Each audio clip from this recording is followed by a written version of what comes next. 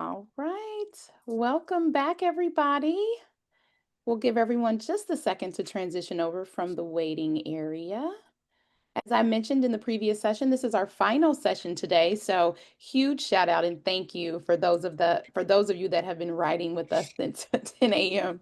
this morning. It's a lot of within, a lot of me, and just a lot of content. So thank you for being here with us. I am so excited to introduce this next session. My colleague and my friend Mandi Rector is going to be talking with some very wonderful individuals about an amazing organization that they run and the amazing things that they do.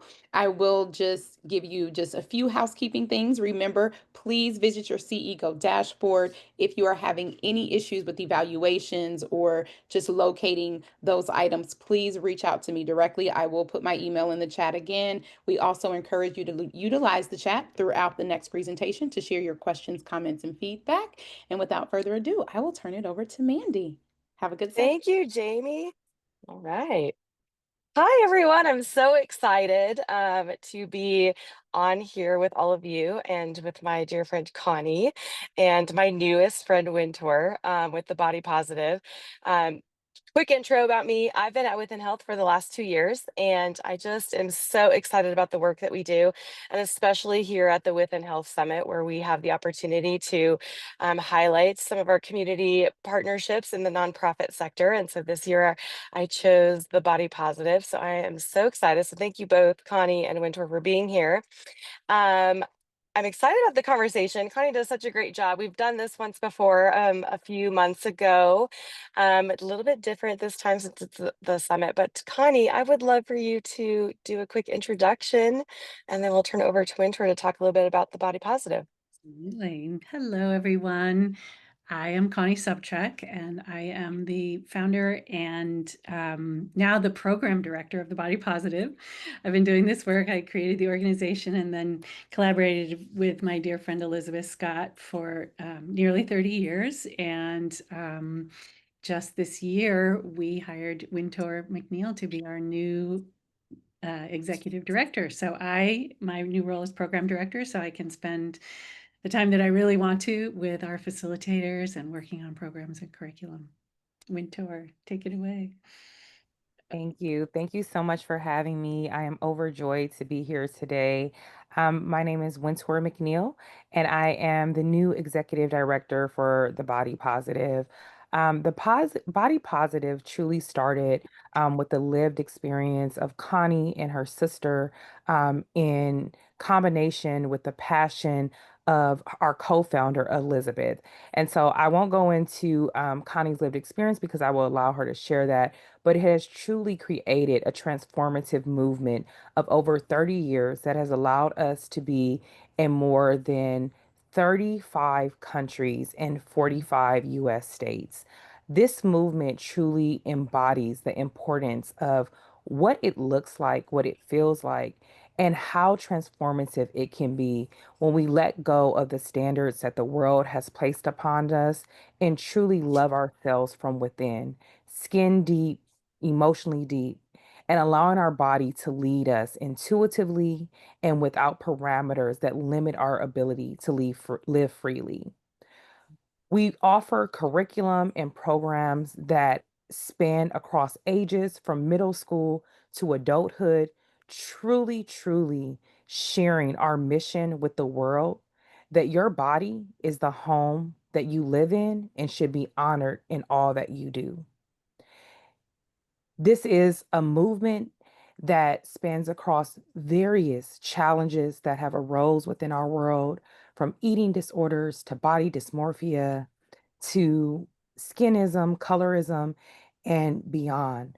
Our physical body is a temple, and here at the Body Positive, we hope that it transcends so deeply amongst our world that everyone loves how they were born and can truly accept themselves as they are. Whoa. I have goosebumps. That was amazing. Thank you for sharing that, Winter, and the way that you did it also. That was very powerful. Winter, would you mind sharing just a bit about your journey, how you got to the body positive yourself and stepping into this role of the executive director? Yeah, so I have close to 20 years within education and mental health.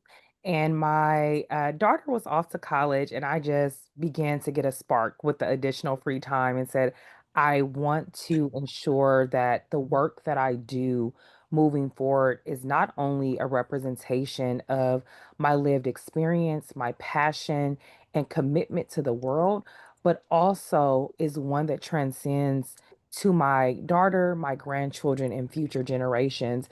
And Connie and I, our story of connecting is truly one of fate. Um, it magically appeared. And through this connection of me applying and getting to know Connie over the time, the synergy there and the full circle moment let us both know that this is a path that we wanted to continue on. And there were many guiding lights that occurred during the process from us just realizing some similar intersections in our life, but also after I submitted my application, the portal that they were utilizing to promote the job description went down. And so it was almost fate that right then and there I was meant to be there. But it has truly been a transformative journey for me. I told Connie as I was going through my onboarding process that the curriculum and the mission, the vision that we have is an echo to me of how my mother and grandmother poured into me during my life. So if you could only imagine that type of feeling, our work is truly food for the soul. To equate that to a mother and grandmother's love, that is a very, very deep comparison and alignment. Mm. Thank you. Yeah. Wow. Oh my gosh. Connie, would you like to add anything? Yeah. Well, first of all, yeah, we're so happy to have Winter on board and just really excited about the organization getting to grow and change. So, as I said, I've been doing this for 30 years. I got the idea even just a few years before that, very briefly, I had an eating disorder when I was a teenager, hated my body starting at 12. All my friends did. I kind of followed along with everybody. There was no voice then to say there's a different way to be. And then my sister Stephanie, my oldest sister, she was a really big person. She was almost 6 feet tall, and she just was a big person and in every way. And she ended up developing an eating disorder as well. We both figured that out and bonded over our body hatred. And then a few years later, she got breast implants because a plastic surgeon, she went to have her nipples fixed, fixed, and because she thought they were deformed. And the surgeon said, well, while you're here, we can make your breasts bigger. Long story short, she ended up getting silicone poisoning from the implants. She developed an autoimmune disease. I was really lucky. I got over my eating disorder on my own in the early 80s. There was not a lot of help then. And I really decided that I wanted to live, and living meant really getting over this struggle with food in my body and finding true peace, and to be able to just fully live. I have a lot of passion in me, and it was just all squashed from that. And so I was just like, I'm gonna live. And really healed through my 20s. My sister continued her eating disorder, never got over it. When my daughter was born, I have a little girl, and then Stephanie died a year later, and that's when I just said I am changing the world for my baby girl, who was just so in love with her body, like loving her belly and lifting her shirt up, belly, and just a little rounding and just walking down the street, just so happy to have a body. And I just thought, I don't want anybody to ever feel like they have to do this. So that was the birth of the Body Positive, a few years after my sister died. And then I met Elizabeth, and here we are now. I want to also acknowledge that we have Jessica Diaz in the audience, who I met when she was 14. And we worked together off and on as she grew up. And then she's now on our board of directors. So hi, Jessica. Oh my gosh. This is so amazing. I'm already so inspired. We're only 10 minutes in. Oh gosh. Well, so thank you both so much for that. That actually was a beautiful opening because my other questions were like, tell us about your personal and professional experiences. And I really think that what you both spoke to, just even in that short, those few moments, that storytelling really is central to the recovery and resilience of the work that we do, and how sharing your own story can inspire others, and how we see ourselves, and then how we hold space in our community. So I really just love that this organization exists. I love that how it came to be, how it was meant to be. There was a purpose for it, Connie, and you really like, embodied that piece, which is the whole kind of piece of what we're talking about today. So I really love this. Connie, I would love for you to share a little bit about what embodiment means and how it shows up at the Body Positive, and some of the work that is being done. Absolutely. Yeah. We have chosen to use the word embodiment instead of body image because it just goes so much deeper. It's the whole experience of having a body. In 2014, I published our book got published, and it's called Embody, and the word means to provide a spirit with a physical form, which I just loved. And that was kind of before the word embodiment was actually really being used. It's used a lot now in the world, but early on, we based our work on the research of Dr. Neva Paran. She's an eating disorders researcher out of the University of Toronto, and Elizabeth had discovered her work, and then we were doing our work on the ground and figuring things out through trial and error, but based on her piece around really just listening to the people that we were working with to figure out what they needed, not telling them what they needed or assuming what they needed. So really our messages were just around or our questions were, what messages are you getting about your body? How do those impact your self-care and how you feel about yourself? And then what do you want to do to make change in the world? And then how can we support you? So a change in your environment. So really giving them agency, especially the young ones, to give them agency to make changes with us there as support systems, and then helping adults support them. And so the work is like, when I think of embodiment, I think like the work is not just in our heads. We have to move all the way fully into our bodies. And the beautiful thing was in 2017, we got to meet Dr. Paran and at a conference, and she had just published her book, which is called Journeys of Embodiment at the Intersection of Body and Culture, the Developmental Theory of Embodiment. And it was so fun because she was talking about how our work has backed up everything she's doing. And, she helped us as well. There's a beautiful quote that she goes back to the French phenomenologist Maurice Merleau-Ponty, who talks about the concept of embodiment as like saying, we know not through our intellect, but through our experience. And so that's what embodiment means to me. If you're interested, I can share what Dr. Paran calls positive embodiment: connected and comfortable in our bodies, owning our bodies as subjects, not objects. I have a poem that I wrote way, way back when about being a subject in my life and not an object at which people stare, because that's who I was when I had my eating disorder. It was just, everything was about that frozen sort of statue of, this is what I'm supposed to be. So I love that. Feeling capable in our bodies when possible, free to move in our bodies unrestricted, expressing our voices, attuned, excellent self-care, and experiencing and expressing our passions. And to finish up, I remember a video interview we did with Jessica, and she was talking about how that her body is a vehicle for her voice, and she has so much to say. So that really, to me, defines what we refer to as embodiment. Oh my gosh. Yes.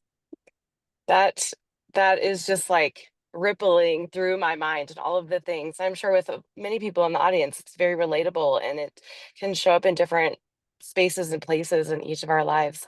And Wintor, I was just curious if you had anything you would like to share or elaborate on from your perspective of stepping into this role.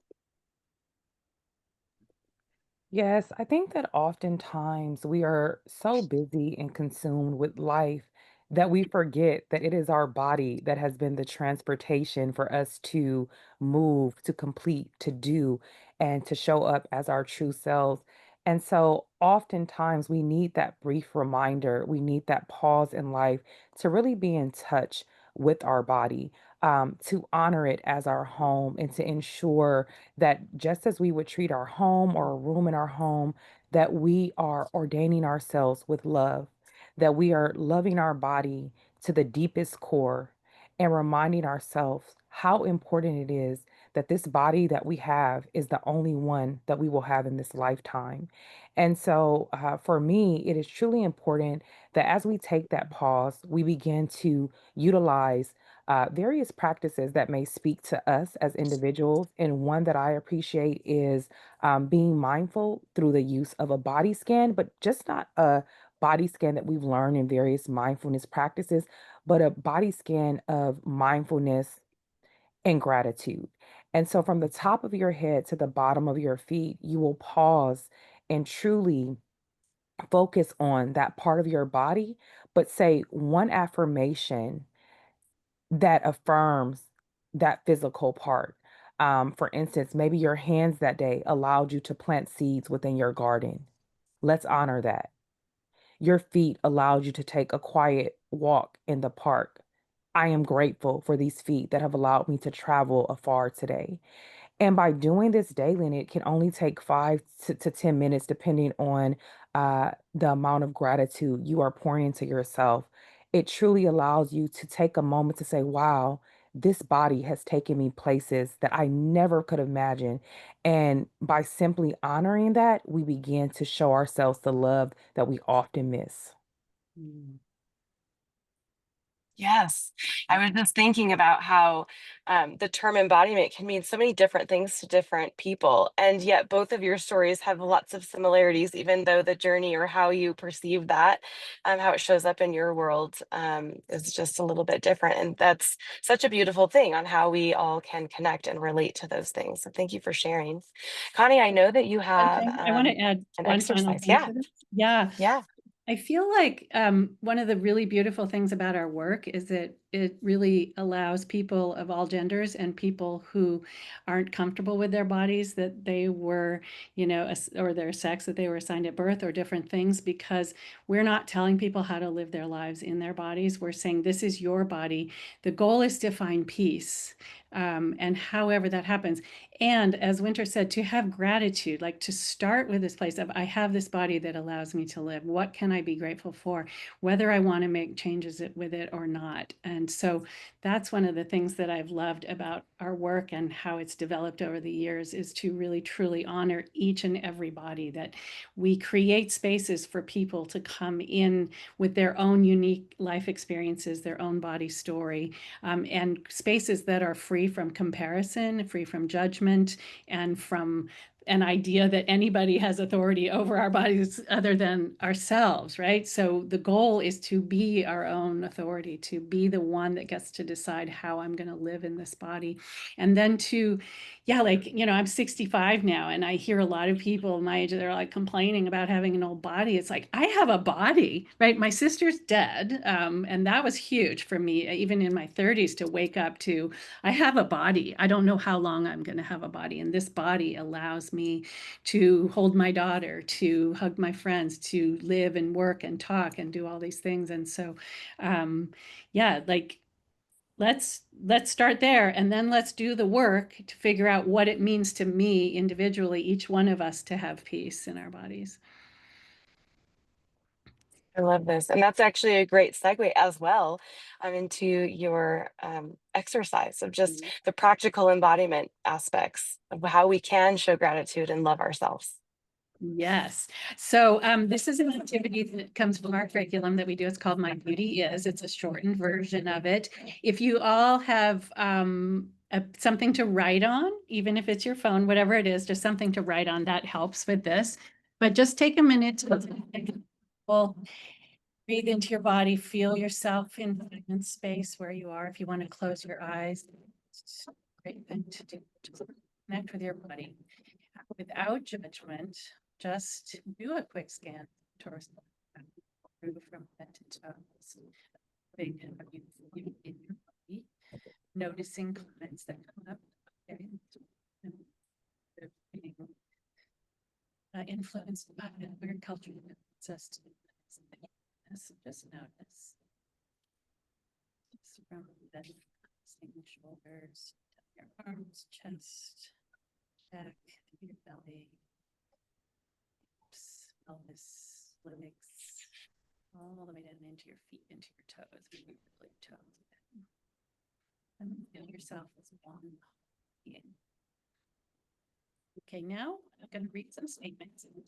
If you have paper and pen to write with, go ahead and write with leaving space in front of it. If you're writing on your computer or phone, just leave Connie, some I'm sorry to pop in, but could you go back? We're getting some comments that they could not hear you for a Oh, moment. There was something with the audio. I apologize for Okay. the interruption. That's okay. Can other people not hear me? It sounds like it was just going a little bit in and out, Connie. Okay. I live in a space that has not always We the can hear you now. Okay, I'm going to scooch forward. There we go. go. Okay, maybe that's what it was. If we Okay, can run that beautiful exercise audio's back. better now. Okay, Yes, start they're from saying the much beginning. better. They're saying much Very better. good, thank you.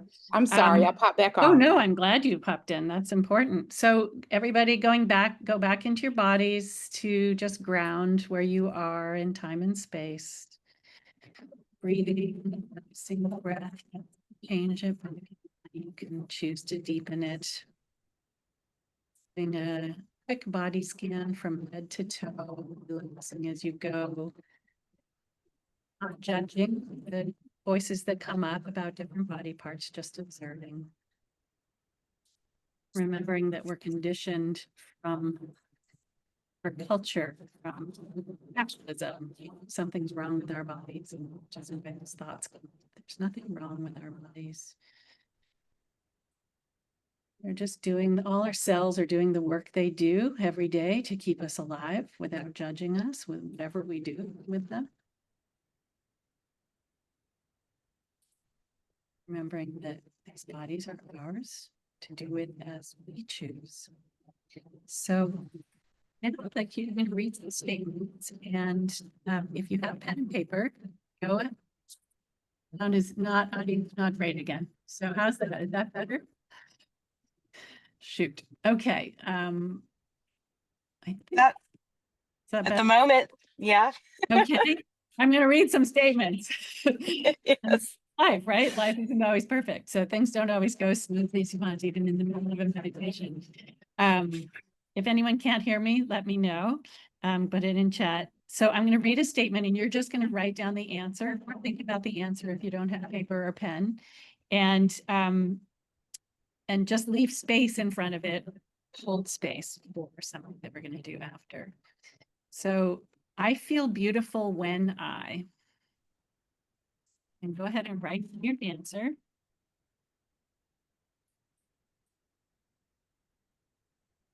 I feel beautiful when something about my body I've been teased about is, and then write down your answer to that. You don't have to write down the statement. Something about my body I've been teased about is.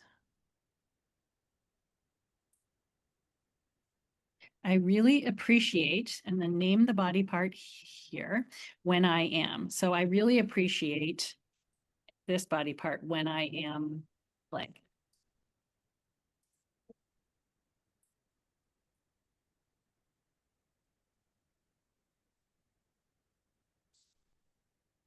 I feel self-conscious about my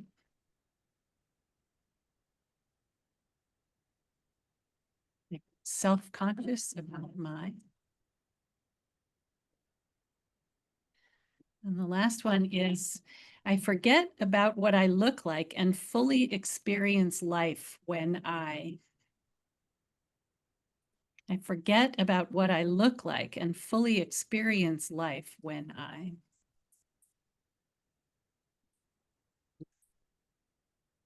Okay, so you have all your answers, and now in front of each one, write the words "my beauty is" in front of each of your answers and turn them into a sentence. And there won't be, necessarily grammatically correct, but you can turn it into one. So just see each one as "my beauty is." And as you go through these and you write down "my beauty is" in front of each one, some of them might feel like, something I've been teased about, or I feel self-conscious about but really take it in as this is also part of your beauty. So just think about that as you go through.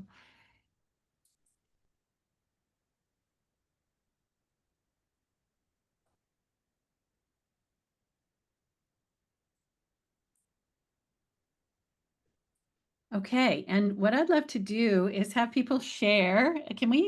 We can't hear people's voices, can we? This is a webinar, but just maybe put it in chat, put down, like pick one that feels like, yeah, that feels like my beauty, but also pick one that feels maybe a little, ooh, that surprised me. Like for me, I feel self-conscious about my answer is my aging neck. So my beauty is my aging neck. And what I've decided is that I am a wonder of nature. I am part of nature. And so I see my aging neck now, the rings on it like rings on a tree.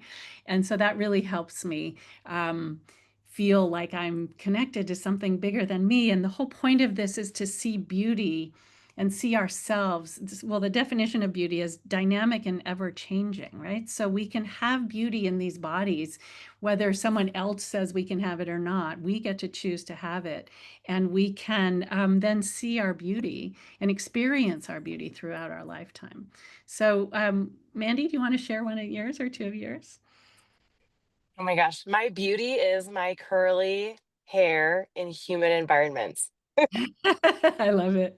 How about you, Wintor? My beauty is the unique shape of my eyes. Beautiful. So anybody want to share in chat? Can we get people to share in chat? Love to hear what your beauty is, because this is part of community building. This is part of this piece around having courage to be able to say, I have beauty, because when I have it, and I start with myself, I can take my beauty is my scars and imperfect skin. Thank you, Kath. Yes, beautiful. My beauty is my round, soft belly and my sagging skin that comes with age. I am a tree. I am a tree bark. My beauty is my hands when I'm meditating with them on my chest and belly. My beauty is my stomach and wrinkles. This is lovely. So as I'm reading these, really take this in and think about what life would be like in our culture. My beauty is my fine but curly hair. Like, what would the world be like if this is how beauty was defined? I mean, that's what I'm waiting for. And that's why I'm still with the body positive after 30 years is like, we can change this. We can allow people to see their beauty. It's not from a place of conceit. It's from a place of saying, I'm grounded in this body that I have that came from all of these ancestors, known and unknown, all the way back to the first humans. Jamie's my beauty is my arms when I can hug my loved ones. Yeah. Yeah. So this is beauty. My beauty is my belly when I'm dancing. I love that. When I was doing a workshop early this year, and someone was talking about how she loved her beauty was her round belly, and she was saying, and I can even see where there was that delicious ice cream that I ate. Most people are like, oh, I only can love my belly if I'm putting good things into it, right? And especially when you're thinking about people recovering from an eating disorder. And I remember that. I was like, oh no, there's some, but I just love that. I've not forgotten that. Like, we get to enjoy the ice cream and we get to see it. And she had a round belly, and it was like this beautiful thing. If I see the ice cream that was so delicious in my round belly. Anyone else? I'm going to just add one. The last question about I forget what I look like. This is really important and fully experience life my beauty is when I'm down sitting on the ground digging in the dirt with my 18-month-old grandson. Okay, well, take that with you. That's a great activity. You can share that with others. in the book Embody, my book Embody, there's a whole thing of it in the back. Not all these questions, there will be some different ones, but it's also an activity in our curriculum for the body positive. Thank you so much, Connie. Okay. That is one of my all-time favorite things. I love to do that. I just love that it brings you back to center. It grounds you a little bit. It brings you into a space of to feel. And I love how you, even though the audio was cutting in and out, what you were guiding us through was just noticing how we feel from head to toe. What is coming up for us as part of that meditation? And that's just one of my favorite things to say my beauty is, especially in the moments when you're like, might be a little more critical than you should be or would need to be, which is And I lovely. think I've said this before, and maybe at the last time we did this, that we were working with a treatment center and just one treatment center, and we had done this activity. And then they told us later that at their meetings, when things were getting a little rocky and things weren't getting done and everybody was grouchy, someone would be like, hey, what's your beauty today? And everybody would go around and they would say, what's your beauty today? And then they would be able to get to work. It really is a community building activity. It brings us back into I think our highest selves, and then it's much easier to get work done. Yeah. So it has many purposes. Yes. All right. So I want to take us, we have a little under 15 minutes left, and I want to make sure we have time for questions, Q&A. But looking ahead, and so you did sort of touch on this a little bit. So if there's anything else that you would love to elaborate, but the body positive movement has evolved over decades. Where do you see it heading? What gives you hope about the next generation's relationship with their bodies? Do you want to go Wintor or you want me to go first? I'll go. Thank you so much for that question, Mandy. So, as we think about the next chapter of the body positive, Connie and I are really excited about what's next. And as we look at the future, we are truly seeking to be embedded within the school day for middle school to high school, to partner with institutions and be able to share and bring our work to the curriculum that is already in place there. Secondly, we have heard from our facilitators, we've heard from our participants, and one of the things that they've said is that the need for an in-person community that continues to overflow with this love and gratitude is so warranted at this time. And so we are seeking to create summer programs for youth to be able to immerse themselves in our curriculum for up to 5 weeks. And that is what is most exciting for us. And we are looking for partners. We're looking for educators that want to join this movement and journey with us as we continue the work that has already grounded us and touched the lives of over 1 million individuals to truly continue it, but with a more narrow focus on education and youth who need us most right now. Yeah, and I wanted to say we're excited for all that's to come, and especially having your new ideas to help us get into all those schools. Yeah, my dream, and Elizabeth and my dream from the start has been that, wouldn't it be lovely if we were in every single school in the country? And also starting with really young ones, because this issue sadly has gotten started at younger and younger ages. So we ran out of money to finish it. We started a K-8 curriculum project, and then funding ran out. So we got our 6th through 8th done for the classroom, but haven't forgotten about the elementary school. But yeah, I mean, my vision is that it's everywhere, because what we've seen is growing up with this work. Yes, people still have issues, but growing up with this fully, grounded in our bodies, it makes it so much easier. It reduces bullying and teasing in schools. People have more respect for others. There's this sense of, yes, I have my body and I'm really proud of it. And then I can also see beauty and diversity and really taking in all people. I also want to say that the movement online is not always, what positive is about. The movement grew, or the online internet movement happened after we started. We were before the internet a while, or it was barely beginning. We didn't even have a website. And so just to be thoughtful about what you hear that is body positive on the internet, and really use your intuition to say, how does that feel? How does that ground in me? Does that make sense for me? Does that make me feel better about myself or worse? Because some of it has been kind of taken and turned into something. Yeah. Yeah, that's so true. And one follow-up question I was thinking of as you were sharing that is, those of us who are here, we're really change agents in this work and what we're doing and supporting our patients and the programs and organizations such as yours. And what could we do to help you get this information into the schools? Yeah, let everybody know we exist. And if you have contacts in schools or are a parent, the schools bring this program. It's been one of the hardest things for people to understand in the school setting why this work is so important. But what we know is that the distraction that happens when someone's not connected with their bodies, they're not focusing on their education, they're focusing on what they look like or what their next meal will be or what they won't eat or whatever that is, and or they're being bullied. And so, yeah, it just connections for us. Connections are really, really important. And I see someone's question about the medical community. So once Wintor answers this, then I'd love to answer that question. Yes, it's more about just the visibility of our movement. We've been around for 30 years, and I think that we have truly touched and transformed lives.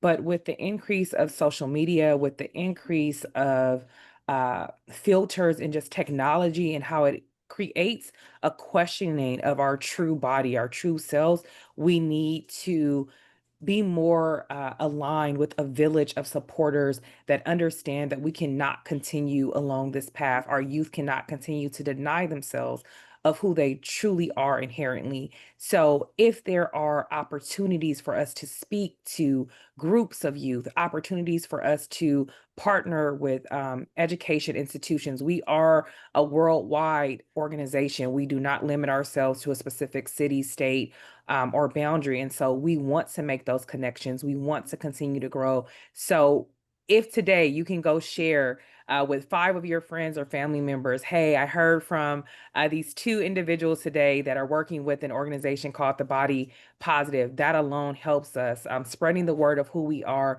and what we are here to do. Yes, and if Yes. you know people who are funders or have, giving out grants and are interested in youth empowerment and health and wellness and a really holistic approach, that's what we do. So that's also something that could benefit us as well. So thank you for any support. Yeah. That question just popped up because I felt really called to, I'm really a big fan, within health and myself and your organization, we're all working towards, providing access to treatment and making sure people have resources and making sure there's education and that we can sort of break down these barriers and destigmatize the best that we can with all of our might, if you will. So that question I was called to ask, so I wanted to make sure to ask in that moment. And I know, so we have a few more minutes. We have a question in the chat, Connie, that I want to make sure that you answer. And I also, well, I'll let you answer that as far as how this shows up in the medical community. Yeah. Right. I mean, I think that that's one of the hardest places to bring this work. The entrenched beliefs around the link between weight and health are really hard to disentangle especially for people in the medical community. I was just thinking about, I was doing an activity for something else, and I was reminded of way back when I used to speak to groups of doctors or groups of medical students, and I would come in with not a lot of letters after my name. I'm an activist, I'm a community organizer, graduated from college and then started in with this grassroots work. And the thing that I talked about a lot was how so many of the messages create shame, and how can we reduce shame, and how can they really understand that focusing on someone about their weight is like not helping for individuals who are adults or who have choice, I tell them to keep searching for the medical providers who understand weight inclusivity. I have changed doctors a million times because I choose not to be weighed, and I do it because I had an eating disorder, and also in solidarity for my friends and people in the world who are tortured when they go to their bodies to go to the doctor because they live in large bodies. And so for me, it's so important to find the person that understands and is willing to listen to me talk for a long time about what I do, because I need everyone to know that this is the most important thing. So, but if you're educating doctors to really, yes, the research is important, but you're working with their emotions first. That's why we do a lot around what has caused you what do you feel? Why are you so upset about this piece around weight and health? And then now here are the facts, because people don't necessarily listen to facts until they have dealt with their emotional part of it, connection to whatever it is that they're entrenched in. Yeah. I agree, Anna. Very powerful point, and thank you for bringing the question forward. I would say from the Within Health side, we work with primary care providers in every state that we serve, and we do our due diligence, right? Of if they're willing to become eating disorder informed, we want to educate them and give them the best information possible to help our patients as they're navigating treatment and recovery on their own. And so, we're very much aligned in how we want to approach the medical community, and obviously there's some of the barriers, right, that are even showing up from even what the body positive is up to, and it's so inspiring in and of itself. Yeah. All right, we have a few minutes left, and I wanted to just ask one question and then leave it out like open for other questions to come through the chat. But Connie Wintor, what's one question you hope every person in this room takes home and reflects on after today's conversation?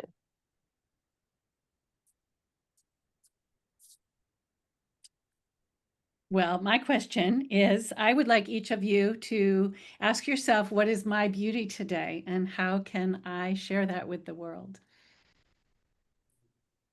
I would like everyone to leave this space and ask themselves, how will I honor my body in this lifetime? Hmm. I love that. Thank you so much.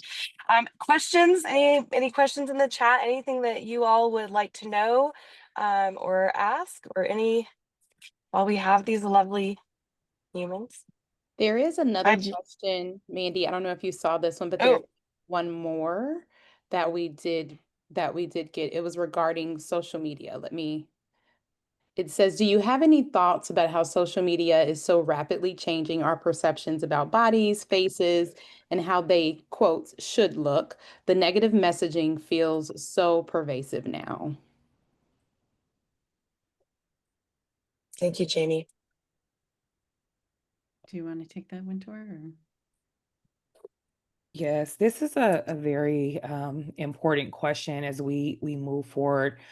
During the time that I was working directly with youth in middle school and in high schools, a part of the root of an increase in self-harm, an increase in depression, and body hate was due to what our youth are seeing online. And I really call for the creators of these various companies and social media platforms to be mindful of what they are allowing in a space that is accessible for youth as young as 5 and 6 years old, regardless of the age limits they're putting.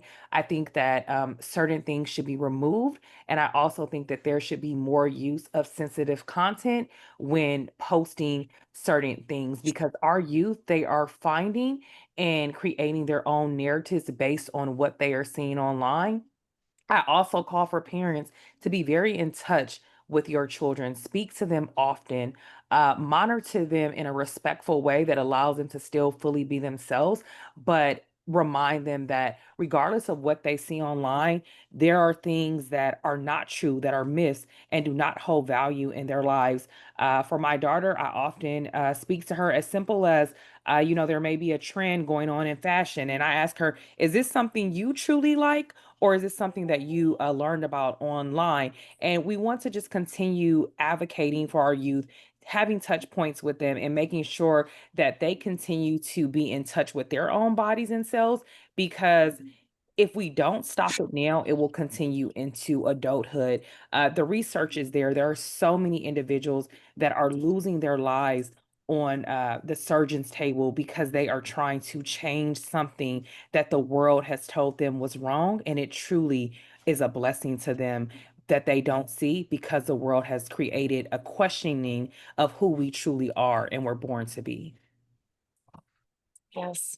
Yeah, and one other Thank thing you. too, our curriculum teaches young people to have resilience with the messages that do come in, and to build well, a lot of them call it their shield of self-love. And so when they're bombarded with all these messages, they have this shield that they can lift up around self-love. I know we are ending, and I have one thing I want to share, but I also was just reading back through the chat and I missed one of the beauties that's so beautiful. And it's from Jessica. It says, "My beauty is when I'm surrounded by water and my large arms that cradle my baby."